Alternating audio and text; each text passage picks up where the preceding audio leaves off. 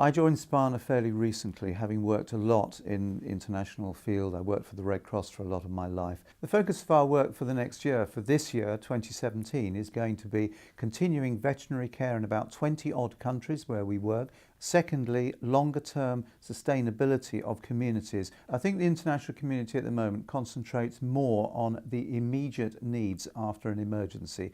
I think it's a balance. I mean, in the past, I was used to emergency situations where you go out and you help with food and water and medicine immediately.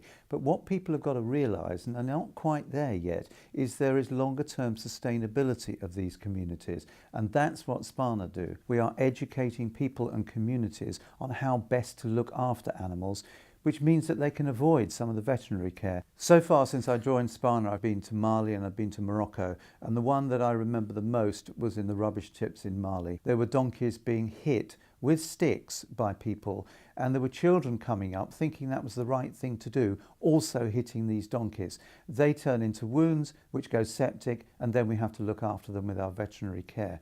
The whole essence of what we're trying to do in these situations is to educate children and communities on how to better look after their animals. It's to their own advantage. The other thing we do is to work in schools, educating children from those communities on how better to look after the animals.